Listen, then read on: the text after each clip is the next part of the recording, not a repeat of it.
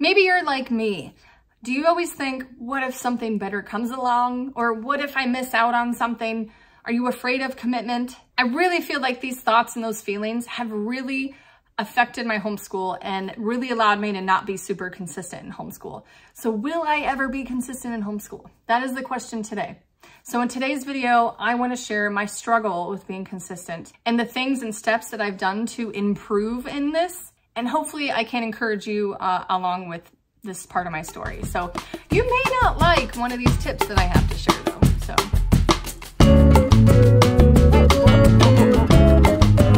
Well, hello there. Welcome to Joyful Noise Learning. I am Ashley and I have 3 beautiful kiddos. I've been homeschooling them for the last 8 years now. So we do affordable homeschooling, Charlotte Mason inspired homeschool, and I love sharing about biblically based homeschool as well.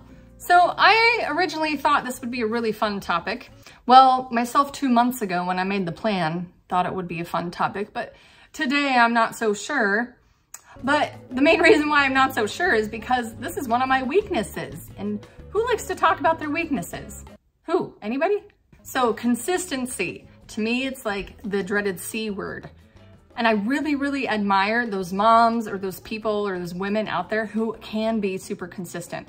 I really admire those people. But it is so hard for me to do because there's just so many fun and new and fascinating things out there. Or again, like I said at the beginning, what if I miss out on something? Or what if I'm doing this the wrong way? Like there's gotta be something better, right? Or sometimes I justify it because I'm getting bored and I say, this isn't fun anymore. Let's switch it up. And I do that with homeschooling and that's not good. That has not been good in the past. Yeah, my usual MO is if it's not working, try something new. I know that though, being adaptable and flexible can be a good strength. I know that, you know, in the day-to-day, I can adapt on the fly. I can think of fun activities to do on the fly and I can roll with my strengths with that. But I gotta be honest, it was about a year ago that I felt super convicted to work on my consistency. And part of it though was actually inspired by YouTube, by this YouTube channel, because I started my YouTube channel about 5 years ago. Can you believe that? So I had had my channel for about 3 years, 2.5, 3 years, and 2020 hit. And before that, I had not been super consistent at all. I was very inconsistent in posting and I wasn't growing very fast and I was getting kind of frustrated. But in spring of 2020, when the pandemic started and lockdowns hit, I decided to go all in and I was going to be consistent. Yes, I was gonna do it. I decided to challenge myself and post consistently. I went with 1 video a week for a long time and then I bumped it up to 2, but I never got more than 2. With a little bit of fear, I made the commitment to do at least 1 video a week at the bare minimum and I started to see the fruit of the work that I was putting into it. And I noticed my editing was getting faster. My quality was getting better. I started making good connections with people and my channel started growing. I noticed quickly that this was a result of me committing to something and the effort that I was putting into being consistent. So then I looked at our homeschool and it looked a little bit different. We were struggling to finish books and curriculum. I was getting halfway through something and then quitting and trying something else. Like often, this happened a lot.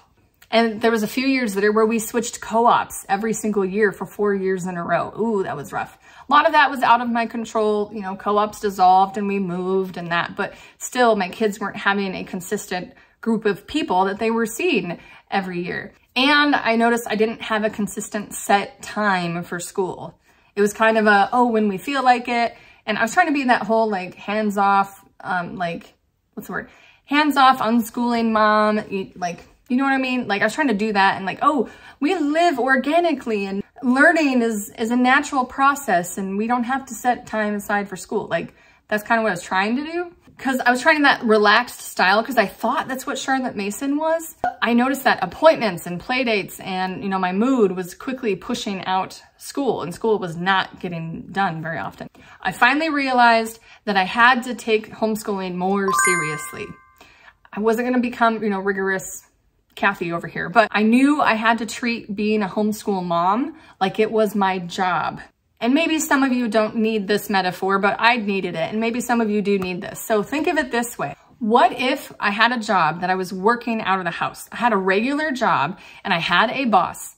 How would my boss feel if I wasn't doing work consistently and not doing my job? What if I told them, oh, I don't feel like doing my work today? Or I'm sorry, I didn't get that done because I had to make sourdough instead. Or I didn't get that done because I wanted to watch my show. Or I didn't get that done. Like, how would my boss feel if I did that? I had to get serious about my homeschool, and I had to set aside a specific time to do school and have a good structure to make sure we got the important things done. Okay, so that's the end of my story. No, anyway, that's the big part of my story, and maybe you can relate to that. So I want to share with you a few things that has helped me improve in my consistency in homeschool in order to see growth and really good fruit. Number one, set a block of time.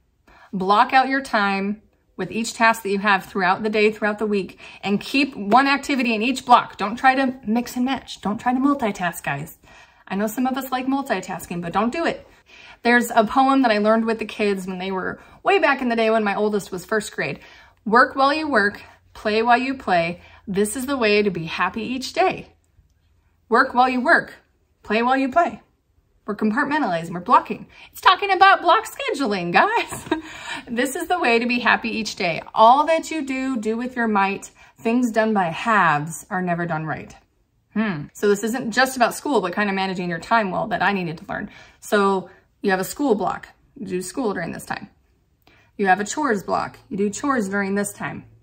You have a work block, you do work during this time. You have a play block, you do play during that block. Right? Easy peasy. For example, I gotta tell you how this saved my life.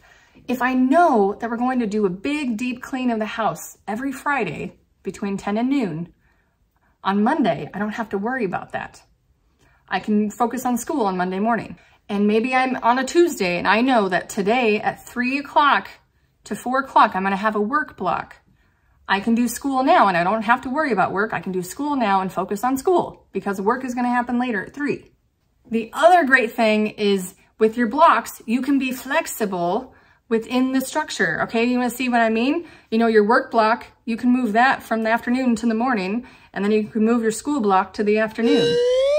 See, isn't that cool? You can just take that block and move it around your day, or you can take out a block altogether and it just goes away and you don't need to worry about it.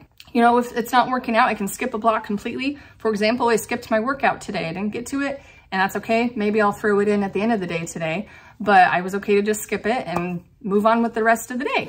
Okay, second tip is to do school no matter how I feel. It's cloudy outside, let's skip school. I had a bad day today, let's skip school. I'm on my time of the month, let's skip school. Can you guys relate? Have you done this? I know we can, you know, there's a time and a place where you need to relax with this and it's okay to not do school, sicknesses or whatever, you know what those days are. But I was using those excuses way more often than not. And that's really what they were, was excuses. And I just used them over and over and they eventually became habits. And we've talked about habits before. This was not a good habit. So I was leaning on how I felt to dictate how my day went. And that kind of bleeds in other things other than homeschool. But anyway, back to homeschool. That was affecting homeschool because it didn't matter, like especially cloudy days. Guys, I hated cloudy days and I didn't want to do school on cloudy days. But now we do school. It doesn't matter. And yeah, like letting our feelings be in the driver's seat is what I was doing. And like I said, I'm trying to learn that in my own personal life too, but this definitely applies to homeschooling. Not letting my feelings dictate and drive where we go each day. And I found I just need to stick to that commitment. And this is a commitment I made to myself. It's a commitment I've made to my kids to homeschool them. And if I'm balking on that commitment, again, it's like that job that I have. If I'm not showing up to work, my job is not going to get done. So it's that commitment that I need to keep for myself and keep for my kids. And I need to keep showing up no matter how I feel. And lastly with this is I'm modeling, my kids are watching me. I'm modeling for my kids the kind of work ethic that they need to have when they get out there and they have jobs sometimes.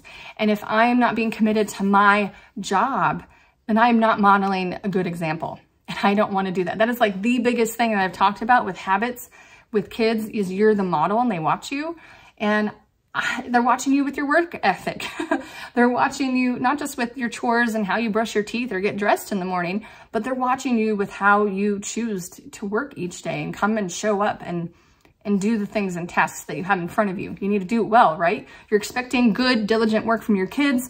You've got to put in the work yourself. And number 3, lastly, I think I only have 3. Let me check my notes. Number 3 is being harder on my kids than what comes naturally to me. I had to raise some expectations, and my natural bent is probably towards grace and mercy and be like, oh, are you feeling okay today? You don't have to do that today. Like, that's my natural bent. And we need that. We need that in our lives. I really struggle with, like I said earlier, the consistency, the being firm, having higher expectations. I'm not so good at that. So I had to like work on that little weak arm here. So it's like, you know, my strong arm is like, yeah, you got grace. But my weak arm was like, oh, I'm not very firm. So I'm expecting more from them, really. And this kind of has been a gradual change over the last year, but I've seen really good fruit with this. So for example, there are many days where my kids are like, do I have to do the, like I have a list for them that's expected, or there's an assignment they know they have to do. Do I have to do, and there's so many times they ask that, and so many times where I cave in and I'm like, oh, well, maybe you don't. But for a while, I just trained my no muscle, and I had to just say, yes, to that question. Do I have to do blah, blah, blah? And I said, yes, you have to do. And I practiced saying that. And at first I got a little bit of kickback, but as we kept going, the kickback, talking back and the fighting it was less and less. Like eventually they were like, oh, okay. And then they would go do it. It worked. I didn't think it would work. I'm the mom, I'm the boss, I'm managing things. And I said, yes, you have to do it. And they went and did it. And I didn't realize that I was letting my kids walk all over me and letting them run the roost. And I had to stand up, and I had to be the big girl, put on my homeschool mom underwear and be in charge. Being harder on them gave me a lot of tears. Nope, not me, from them. No, it was me too. Anyway, being harder on them for a while there was a lot of tears. But again, the tears were less and less as we went on, and the kids knew that mommy was gonna hold the line. And I realized they need to know that line is there. That is a God-given gift, is those boundaries. And I needed to hold that line, and they needed to know I was serious. So now in the last year, we have been the most consistent than I've ever seen before. And I'm just amazed. I can look at the fruit I see in it now. I see how my kids have grown, how their writing has improved, how my struggling reader is learning to read really well. He's finished bigger books. I mean, it was a lot of hard work, but we did it. We did school consistently at least 4 days a week, sometimes 5. Sometimes we got to 5-day school weeks. And that, if you know me, that was huge. We were struggling to get 3 good days a week for a while. So this year we got 4 to 5 good days a week of school. So we've made progress in our books. I'm not quitting things too much. They do things without complaining. Like I said, there is still complaining sometimes, but overall, there's been a huge improvement. And this is how I've changed and grown in our consistency with our time and our schedule and getting things done. When it comes to curriculum, that's a little different. I'm still struggling with wanting to do like the new and the flashy, but I'm working on it. It's a work in progress. I can talk more about what it's like being consistent when it comes to curriculum and the journey I've had with that and the struggle I have with that. So give me a thumbs up if you'd like to hear more about that and talking about consistency. Let me know with a thumbs up. So thanks so much for joining my journey. I've got a few freebies for you in the description below, and I'm so glad you're here. Be sure to subscribe if you haven't yet, and I love chatting with you guys in the comments. Let's chat more about this. I'd love to hear more of your journey also about consistency. So have a great day, guys. Go find his joy among the noise.